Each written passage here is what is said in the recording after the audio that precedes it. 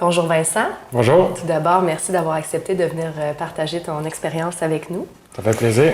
Donc, qu'était-il arrivé pour devenir usager du programme de déficience physique? J'ai eu une fracture du crâne avec lésion au cerveau puis un traumatisme crânien modéré. OK. Suite à un accident là, très bête. OK. Ouais. Veux-tu nous le partager? Oui, bien, pas de problème. Mon accident s'est déroulé le 14 mai 2014. J'étais à mon chalet. En fin de journée, j'étais allé porter mon bateau à l'eau pour le début de l'été. Ensuite, je voulais mettre mon quai à l'eau. Mon quai est attaché pour l'hiver, là, il est attaché. Puis, fait que j'étais allé tout seul. J'étais allé chercher mes enfants à la maison avec ma blonde, puis on est monté au chalet. Puis, j'étais allé porter mes enfants chez mon beau-frère. Il était allé à son chalet aussi. Fait que moi, je suis parti tout seul à mon chalet, mais juste par... à la dernière minute, mon beau-frère m'a vu partir. Fait qu'il dit je vais y aller avec toi. Fait que mon beau-frère est venu m'assister pour mettre mon quai à l'eau. Puis pendant que je mettais mon quai à l'eau, il était attaché avec des straps. Puis il y a une strap qui a lâché. Puis elle m'a perforé le crâne. OK. Fait que la strap était sous tension. Fait qu'elle m'a perforé le crâne ici du côté gauche. Fait que j'ai resté conscient le temps de l'incident. Puis là, mon beau-frère, il a quand même très bien réagi. Là. C'est lui qui m'a porté à l'hôpital. Puis il m'a fait une genre de compresse avec mon gilet là, pour arrêter le saignement, là, parce que ça saignait quand même beaucoup. OK. Fait que j'étais arrivé à l'hôpital à Saint-Georges, puis après ça, là, c'était très flou, là, je me rappelle plus de rien. Là. Je pense qu'ils m'ont mis dans le coma directement quand je suis arrivé à l'hôpital. OK. Ils m'ont transféré ensuite à l'Enfant Jésus à Québec, puis je me suis réveillé le lendemain soir. Puis c'est là, fait que tout le côté droit il est paralysé, puis j'étais plus capable de parler, puis capable de lire. Je reconnaissais ma blonde, mais j'étais pas capable de dire son nom. Beaucoup de problèmes avec les chiffres. J'ai fait de l'aphasie aussi. OK. Fait que d'où là a commencé ma réadaptation. Là, à l'Enfant Jésus, ça s'est fait très, très, très rapidement. Je pense que c'est arrivé un jeudi. Le vendredi, je me suis réveillé. Puis je pense que je commençais les soins le samedi ou le dimanche. OK. Fait que, OK. en gros, c'est ça mon accident. Le déroulement. Oui, exact. OK. Comment tu t'es senti quand tu t'es réveillé de ton coma? Comment je me suis senti? Grosse question. Je me suis senti vraiment mêlé. Mêlé, mais en même temps chanceux. T'sais, on dirait que je sais pas, c'était vraiment spécial. Je me sentais bien, mais très, très, très, très mêlé dans ma tête. OK. Mon cerveau, puis j'étais très, très, très fatigué. Là, aussitôt qu'il y avait des petites questions, parce que les médecins venaient me voir, je sais pas comment il y avait de médecins par jour qui venaient me voir. Là. Puis ils me posaient des questions, quelle date qu'on est, est-ce qu'elle avait levé ton bras droit. Puis moi, dans ma tête, tout était correct, mais je voyais bien qu'au fil des questions, je voyais que ça va pas bien. Puis là, je me fatiguais très, très, très rapidement. Là. Fait que c'était vraiment une drôle de sensation là, suite à mon réveil. C'est très dur à expliquer, là, mais je me sentais bien d'un côté puis mêlé de l'autre. OK. Donc, ensuite, après l'Enfant Jésus, est-ce que tu as été transféré sur une unité de réadaptation? Oui, j'ai été environ 2 semaines et demie à l'Enfant Jésus, 2 semaines et demie, je ne me rappelle plus par cœur. Ensuite, j'ai été transféré au centre de rééducation, là, François Charon, là, IRDPQ. Ouais. J'ai été transféré là pendant 2 mois. OK. Fait que là, j'ai commencé à faire mes soins là, intensifs là, en orthophonie, ergothérapie, physiothérapie, puis neuropsychologue.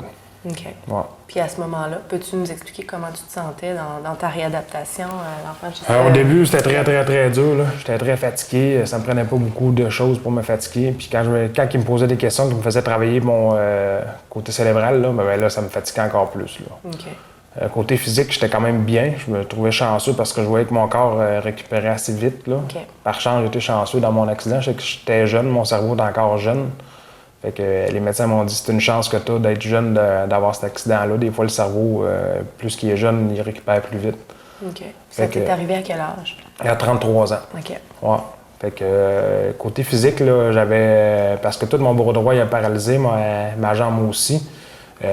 Mon visage aussi, j'étais pas capable vraiment de sourire là, puis, et tout. Là.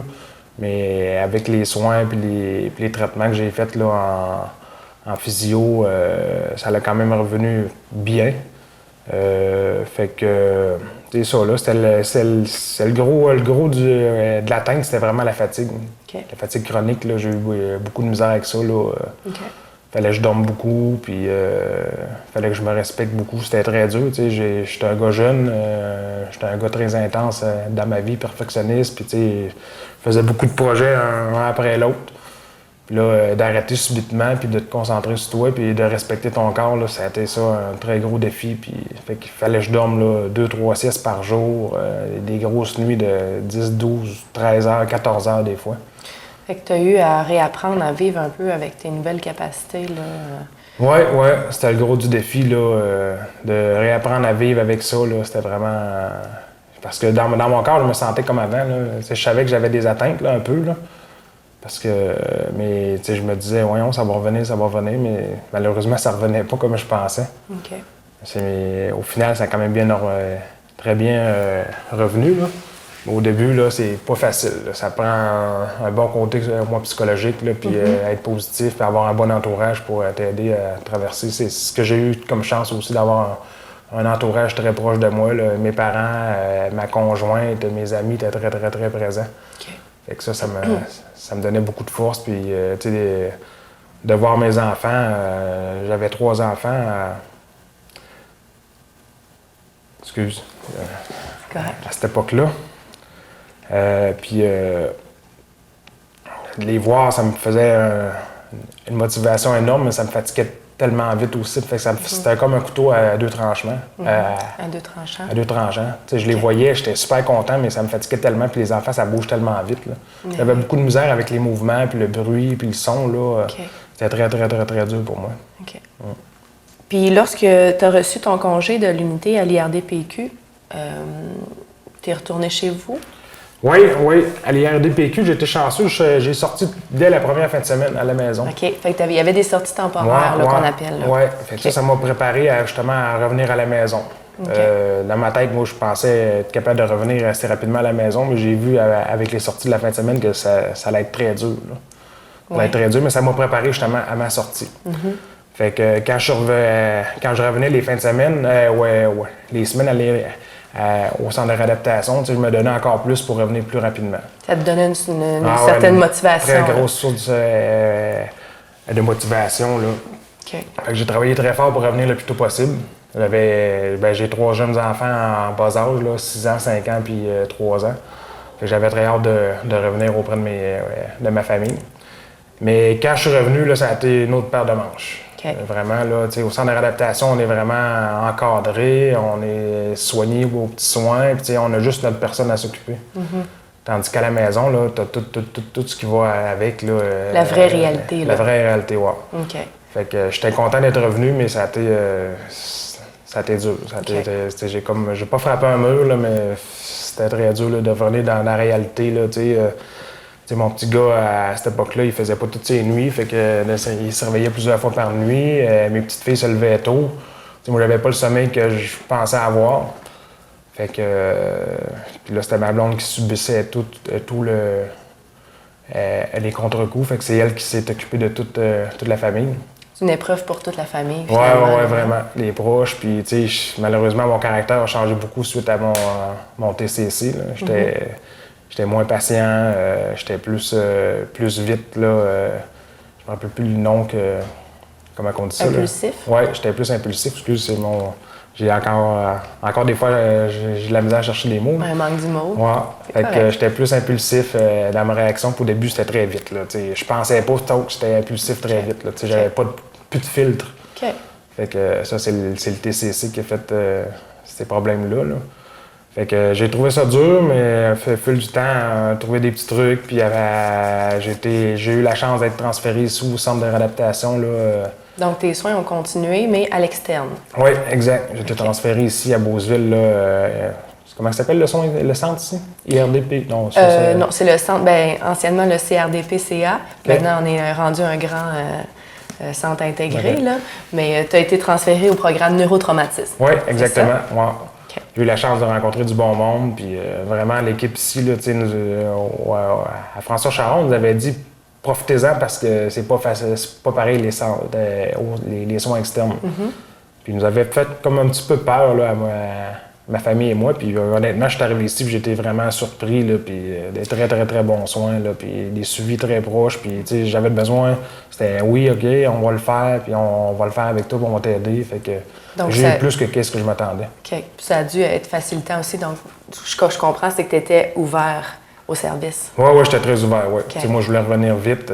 Je voulais revenir en bonne santé, je voulais revenir au travail, je voulais revenir proche avec ma femme, avec mes enfants. Tu voudrais reprendre ta vie en main. Oui, c'est ça. Là où tu l'avais laissé. Exact. Avec des nouvelles avec capacités. Avec les nouvelles, oui, exactement. OK. Tu me disais tantôt que ça avait été très difficile quand tu es sorti de l'IRDPQ puis tu es retourné vraiment là, à maison, dans ta nouvelle réalité. Comment tu as fait pour essayer de rendre ça le plus facile possible ou comment tu as fait pour que ce soit plus facile? Qu'est-ce que j'ai fait? L'acceptation, je pense, c'est la plus grosse affaire c'est le plus gros choix que tu n'as pas à faire. C'est dur. Au début, les premières rencontres, je me rappelle avec le neuropsy, me demandait: as-tu quelque chose à parler aujourd'hui? Non. Il n'y a pas rien qui va pas. Non, il dit tout va bien. Puis la deuxième rencontre, il me pose encore la même question, puis je dis non, tout va bien. Puis là, je me suis mis à penser: il y a peut-être ça que je pourrais parler, peut-être si. Là, ça s'est mis à dérouler. Là. Je le sentais pas au début, mais à force de parler puis d'accepter, là, ça m'a fait un grand bien. Là, puis c'est là que ça s'est. C'est là que j'ai commencé à faire l'acceptation de qu'est-ce qui m'est arrivé. Okay. L'acceptation de ma nouvelle personne. L'acceptation que je serai plus pareil comme avant. Que je vais être différent avec des petites atteintes, mais que je vais être capable de continuer à vivre pareil. Que je vais être capable d'apprécier autant la vie, même peut-être plus qu'auparavant. Fait que l'acceptation, c'est la clé. C'est la clé, je pense. En tout cas, pour moi, c'était ça. Ça a été ta recette. Ça a été, ma recette, de l'accepter et d'être positif malgré tout. Okay. Il y a tout le temps du positif dans tout ce qui arrive. Là. C'est dur des fois à comprendre pourquoi ça nous arrive à nous autres. Là. Mais l'acceptation, je pense, c'est la clé, en tout cas, de mon succès à moi. OK. Au moment où c'est arrivé, est-ce que tu étais travailleur?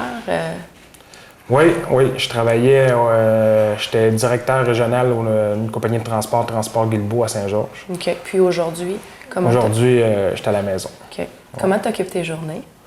Comment j'occupe mes journées? Là, de plus en plus, j'essaie de m'occuper différemment. Là, les premières années, tu sais, là, je suis arrivé à la maison en août environ.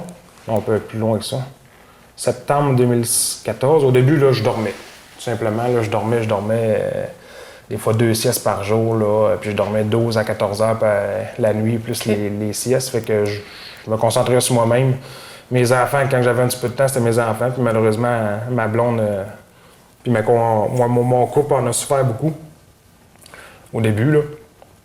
Fait que je dormais, puis après ça, les soins ici prenaient le temps que j'avais là, pour faire venir ma réadaptation. Oui. Par la suite, quand j'ai fini ma réadaptation, je l'ai fini en décembre 2015. Fait qu'il y a un gros cheminement. J'ai eu des problèmes entre-temps. J'ai commencé à faire des crises d'épilepsie. Okay. Ça m'a retardé beaucoup dans mon apprentissage puis dans ma réadaptation. Fait qu'il a fallu que je recommence, en tout cas, puis que je modère beaucoup, que je me respecte en tant que corps et tout. Là, puis ma capacité. Je vous dirais aujourd'hui là, qu'est-ce que je fais j'ai commencé à faire du bénévole. Okay. Depuis, justement, je me suis impliqué ici au comité d'usagers. L'automne dernier, j'ai commencé à faire du bénévole au club de golf. J'ai tout le temps joué au golf depuis mon enfance, fait que ça me manquait beaucoup. Puis ça m'a comme redonné un nouveau souffle au point de vue social. J'étais un gars, au travail, j'étais très social. J'allais voir des clients, j'étais sur la route aussi régulièrement. C'était moi le patron d'une trentaine d'employés. Fait que là, ce côté-là me manquait beaucoup, mais je sentais que j'avais pas l'énergie pour le faire au début. OK.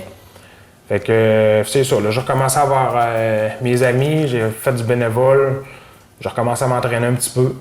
Fait que tranquillement pas vite, j'occupe mes semaines ainsi. Là, puis, mais par contre, il faut que je me repose. Je me prends tout le temps un petit repos là, en début d'après-midi pour me respecter, parce que sinon, mes journées sont très dures à compléter. Là. OK.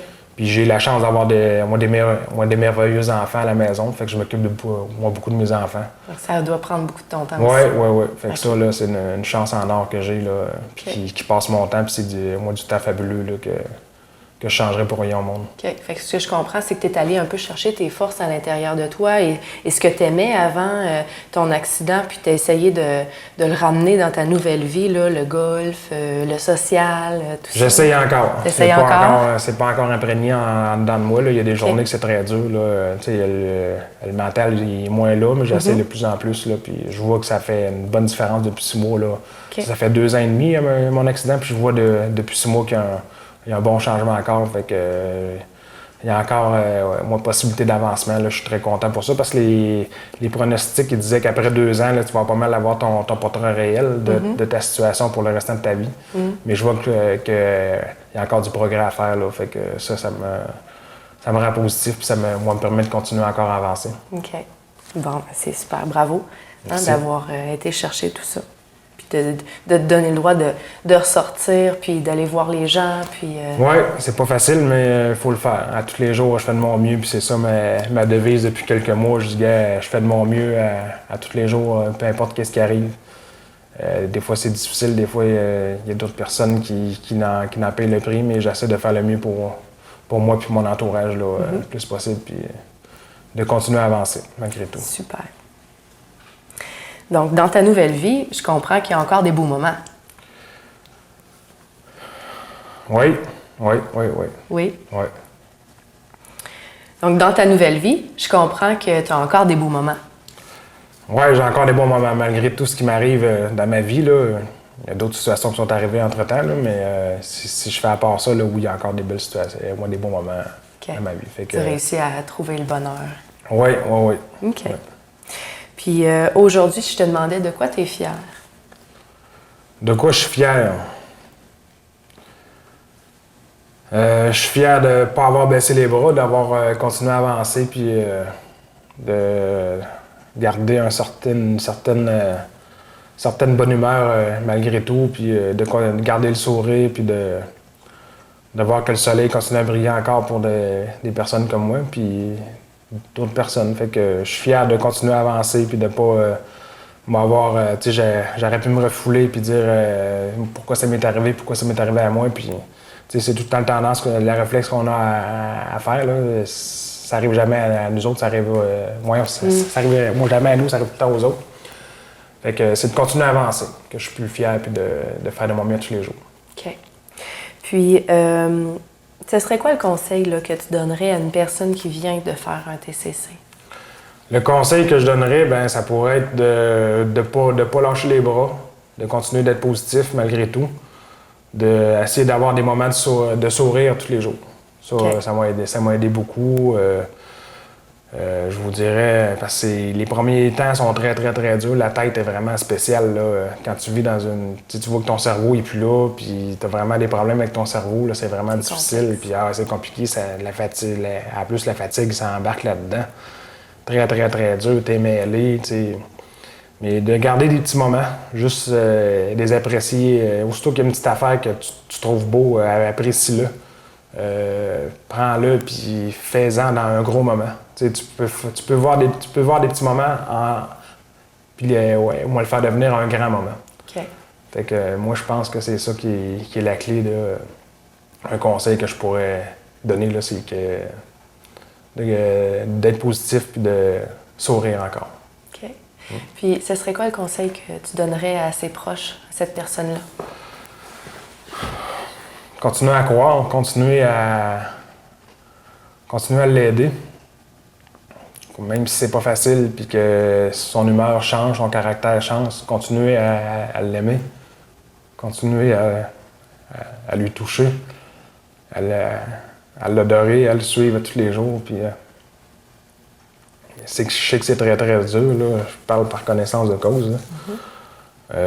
C'est de continuer à croire qu'il y a une possibilité que ça revienne un petit peu normal. C'est sûr, ça ne reviendra jamais normal comme avant, là, mais de continuer à croire qu'il y a une possibilité d'être heureux un jour. Super. Merci beaucoup, Vincent. Merci, ça fait plaisir.